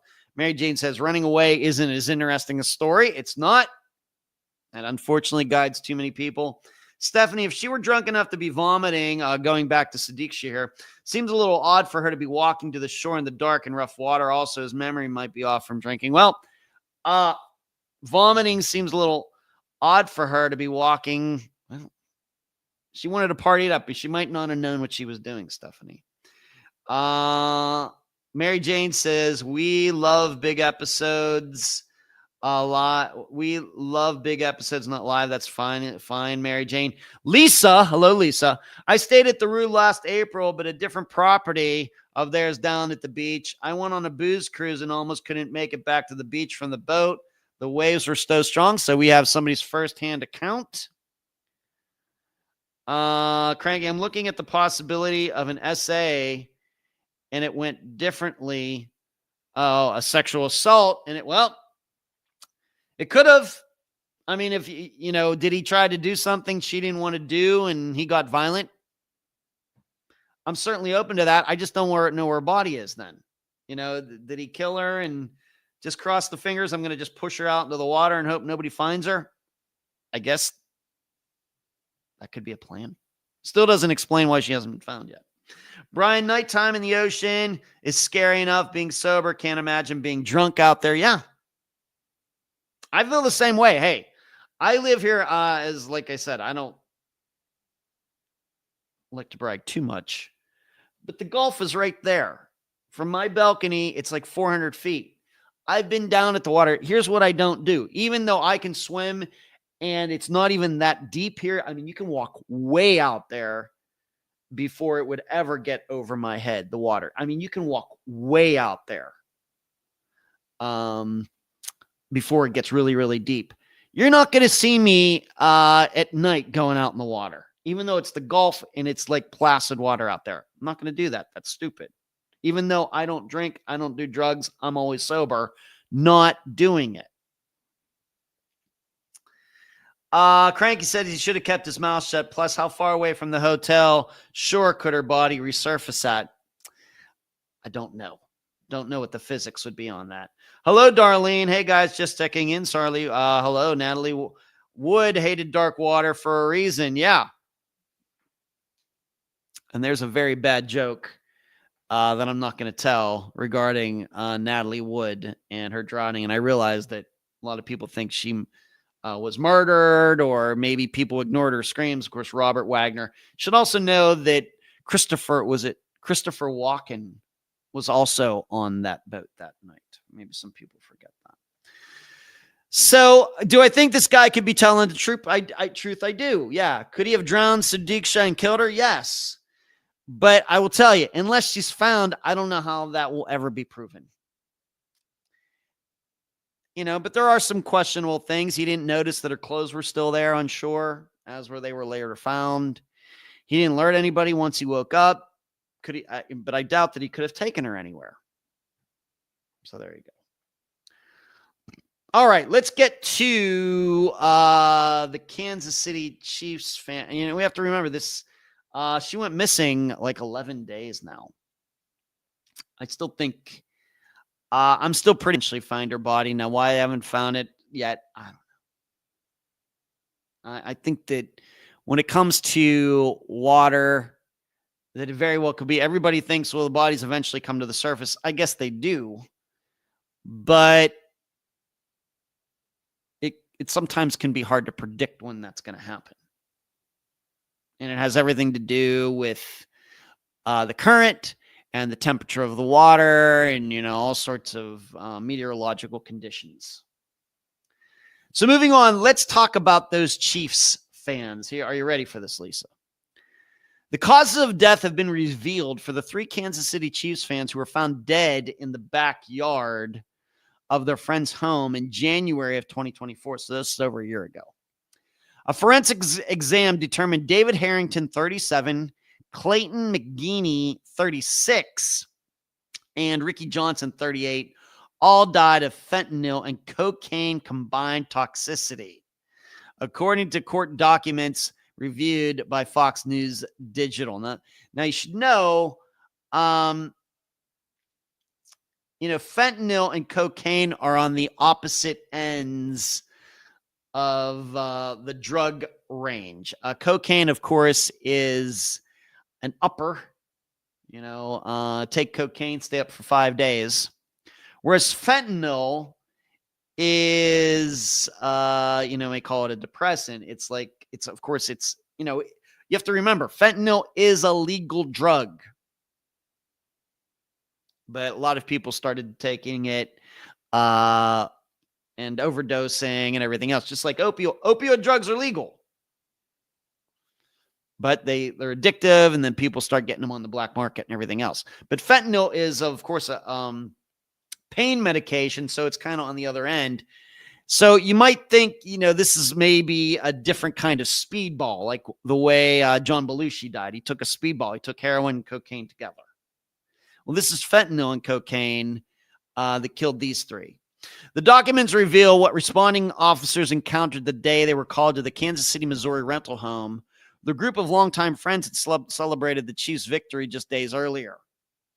On Wednesday, Jordan Wills and Ivory Carson were charged with 3 counts of involuntary manslaughter and 2 counts of a delivery of a controlled substance, except 35 grams or less of marijuana or synthetic cannabinoid. Each charge carries a maximum of 10 years. Wilson and Carson had court appearances on Thursday, so it's not this past Thursday, but the week before that, joining separately via video from the jail. Willis's lawyer, John Paserno, entered a not guilty plea on Willis' behalf, and the judge entered a not guilty plea on behalf of Carson, who does not yet have an attorney. Deadly Kansas City discovery. McGeeney's fiancée, April Mahoney, called authorities after discovering the frozen bodies of the trio on January 9th, 2024. The friends had gathered at Willis's rental property to watch the Chiefs play the Chargers around 7 p.m. on January 7th. Mahoney, according to court documents, grew alarmed that her fiancé had seemingly disappeared, eventually going to the home and spotting McGeeney's red F-150 truck parked outside the residence. Repeated door knocking yielded no response, leading Mahoney to climb through a basement window. She located an isolated deceased person on the back patio and called police. Documents say, without specifying which body was first found. Court documents note that all 3 of the victims were found deceased in the backyard of the home. When police arrived at the single-family home, Mahoney told authorities that her fiancé would drink and use cocaine. She noted that McGeeney would get low on money, and Willis would usually supply cocaine to his friends. Police wrote in court documents that they discovered a bag of white powdery substance in the top drawer of an end table and a second bag of white powdery substance on top of the entertainment center in the living room. Willis told police on January 9th that he believed McGinley, Harrington, and Johnson had left his home on January 8th around 4 a.m., according to court documents. Paserno previously told Fox News Digital that his client went to sleep while the Ford men were still awake and hanging out at the house. Paserno also previously revealed that Willis was asleep with earbuds and a loud fan on. 2 other unidentified witnesses who were present at the football watch party told police that they drank, smoked marijuana, and used cocaine. One of the witnesses said that he left shortly before midnight on January 8th. Another witness said that before heading to Willis's rental house, he saw a large plate of cocaine allegedly supplied by Mr. Willis that everyone was using. Man, it's like the 1970s at that place. Court records also indicated that Carson, who went by Blade Brown, supplied and sold cocaine to Willis and the victims, and that his DNA was found on the bag of fentanyl. Hey, Lisa, those Chiefs fans, man, they know how to party. You'd never catch any Steeler fans doing this, Lisa. So that sounded like quite the party. And I'm going to guess that this probably was happening the entire season. This sounds like a place where all of these people regularly got together and did all of this stuff, all this illegal stuff. And something went wrong this time. And I think probably perception is that probably they were all used to getting together, doing this cocaine and everything else. But what happened this time? Probably the fentanyl was the new attendee at this party. And, I'm not a drug expert. I'm certainly willing to believe that some of the disappearances that Unfound is covered that are still unresolved were drug overdoses, that the people just haven't been found yet. I'm certainly willing to believe, given the number, 360 disappearances, that fentanyl probably has played a role in some of them. We just haven't heard about that yet. And I can certainly understand that there probably have been disappearances that Unfound has covered that are like this, that a bunch of, a person overdoses and the person at the house or whoever doesn't, expect it to happen. And but as I went through last week with Wendy guessing that, how much does it happen that, people around the person who has overdosed and died, do they hide bodies? This tells me, we had 3 people sitting in this guy's backyard and he didn't get rid of any of them. Now, it was like a rental property, was an Airbnb or something. I don't know. But he was the guy that supplied the drugs. He knew that they were doing drugs back there. And he didn't bother to try to get rid of these bodies at all. Of course, there's 3 of them. So that's 3 times the work.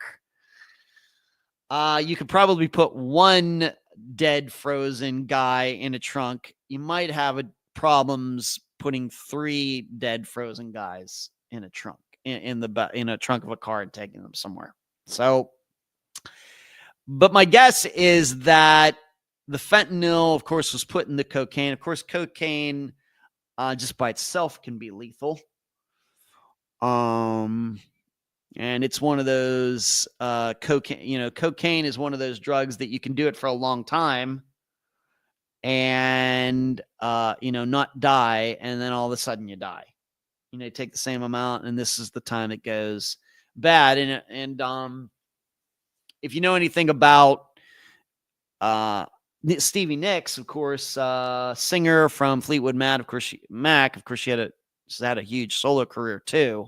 Everybody knows who Stevie Nicks is. She was a big cocaine head back in the day.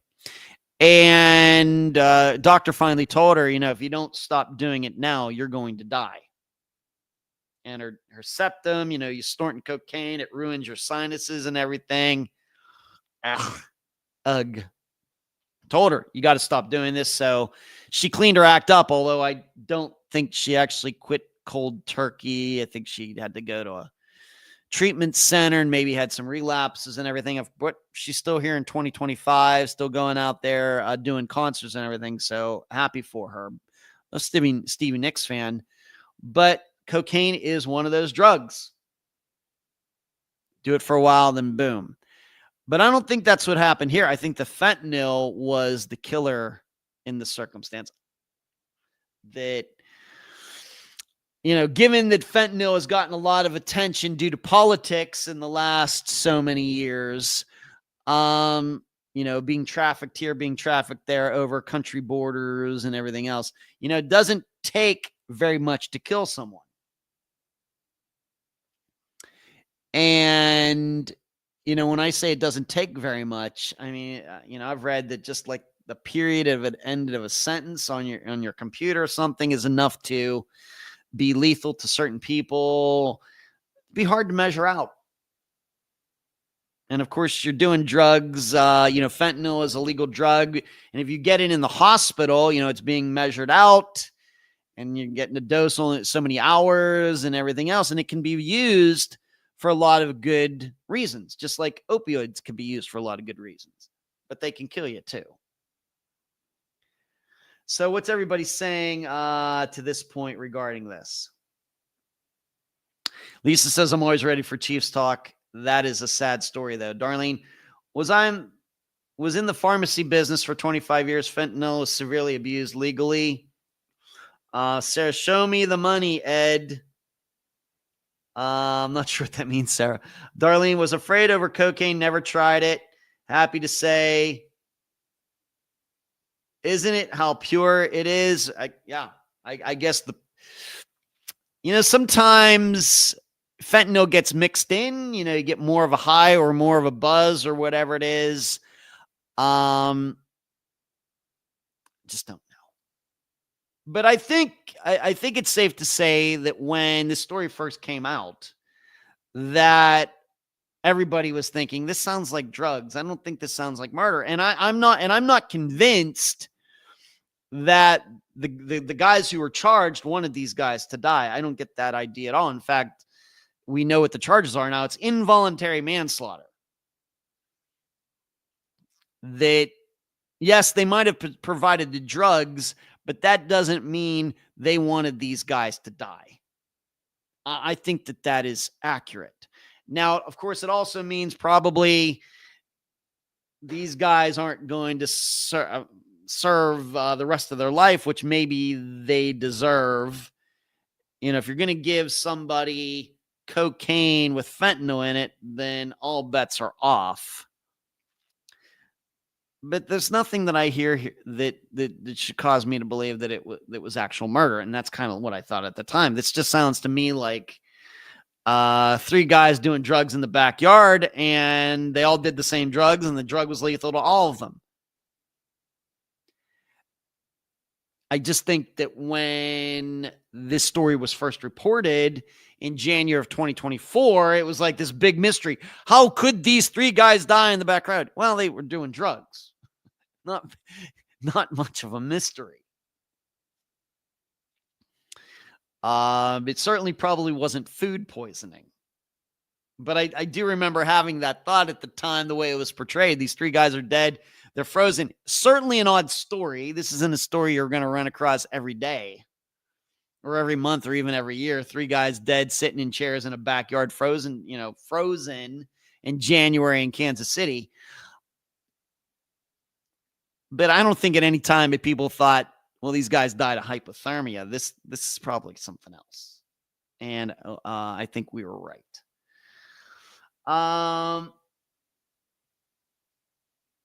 Cocaine hasn't been good since the early 1980s, Deborah said. I don't want to know what you know about cocaine. Darley says, was cocaine ever good? I meant having born more pure. Maybe, Deborah. I don't know. What I do know is I've heard enough people, like celebrities, who talked about doing cocaine back in the 1970s, mainly like musicians and actors who have cleaned their acts up since. But they talk about cocaine as that was like the good drug. You didn't want to do the heroin. That's dangerous. You didn't want to do all these other things that were available at that time. Of course, this was well before fentanyl and the opioid, crisis and everything else.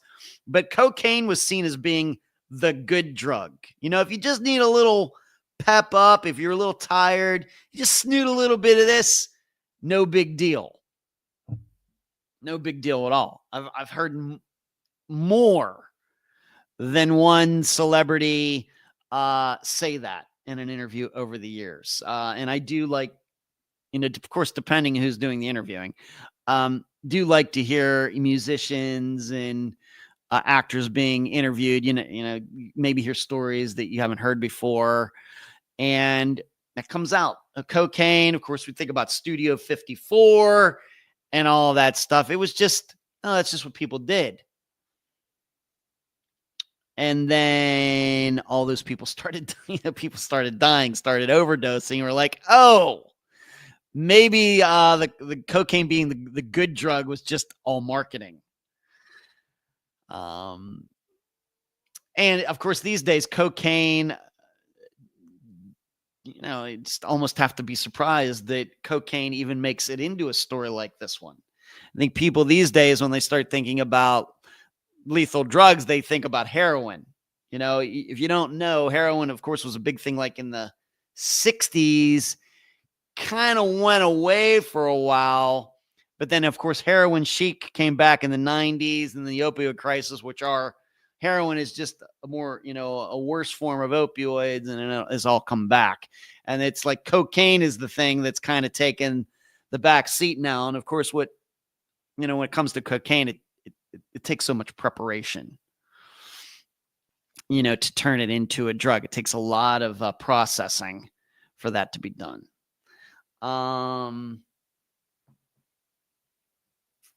Stephanie says, I didn't know they died sitting in chairs. Geez, I know, Stephanie. That's what I mean. It's so weird. D, White will not take pills, so that's why the doc said I can give you your med card. All right, D. Darlene asked the Saturday Night comedians about cocaine, right? Yeah, Saturday Night Live comedians, rather. Yeah. Yeah, cocaine for a time was like the good drug. It's the one you could take and you aren't going to get addicted and everything. Of course, that wasn't true at all. So, but yeah, bizarre story. Guys, I just can't imagine it. That woman going in there and finding the three of them, sitting in the chairs dead. I guess if you live long enough, maybe you'll come across a dead person. Maybe, a loved one you haven't heard from in a while, and you get worried. You go over there and go into the house and the person's like dead on the floor or dead in the bed. You should know that's how my dad, that's how he found his dad, my grandfather. That's how that happened. We hadn't heard from him back in 1986. And so my dad had to go up to my grandfather's house, got in the house, went up there, and my grandfather died in his sleep. So maybe finding one dead person, and of course I was there when my mother died in 2018, but to come across three of them, and of course not expecting that, everything, I can't imagine. Cranky went on a Sid Vicious binge 2 weeks ago. Nancy dies, Sid then ODs, no further investigation. Yeah, there's always been some questions about that, right, Cranky? Maybe people thinking that's maybe not what happened. Darlene, they led a crazy lifestyle. Yeah, Sid and Nancy. That was a movie, wasn't it? I don't think that I've ever seen it. All right, let's get to this Friday's disappearance. So I got through everything I wanted to cover. All right.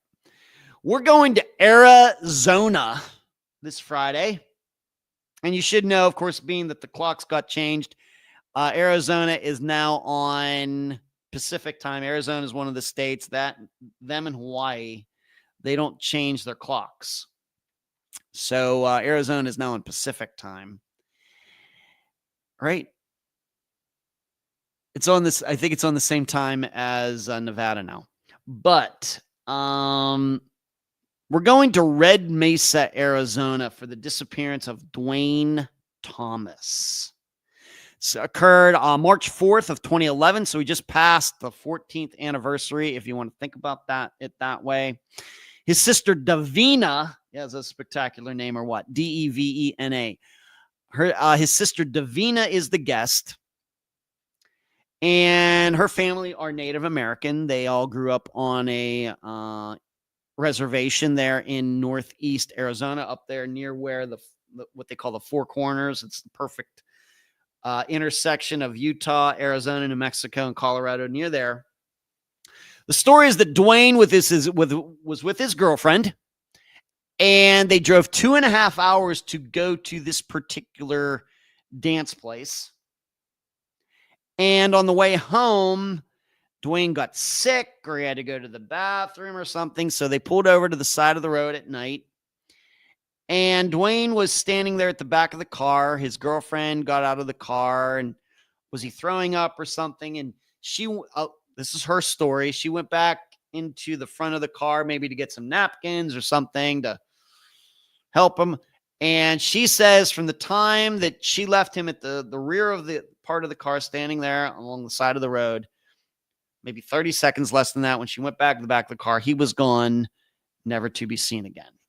Of course, this is out in the middle of nowhere in Arizona, up there in the northern part of Arizona, near, getting near Flagstaff, but not really near Flagstaff. It's a place called Red Mesa. It's on the map. And the weird thing, though, is that it doesn't seem that she tried to go find him. She didn't call 911. And in fact, when she ended up driving home and seemingly never told anybody that Dwayne was missing. And it took at least a couple weeks for Dwayne's own family, who lived right there in Arizona, to find out that he was missing. So Dwayne Thomas, this is a disappearance that is on the Charlie Project. It's on Namus, unlike, of course, last week's with Sue Bradic. So you can look it up if you would like. Dwayne Thomas, Red Mesa, Arizona, March 4th, 2011. His sister Davina is the guest. That's all I have for you tonight, being that it's 11 o'clock. I got to go. I got to start preparing for sleep for tonight. I hope all of you sleep well. Good seeing all of you. Thank you so much for taking part. Once again, give this show a thumbs up. Keep your heads on swivels. Charlie, say hi to the kids for me. Good night.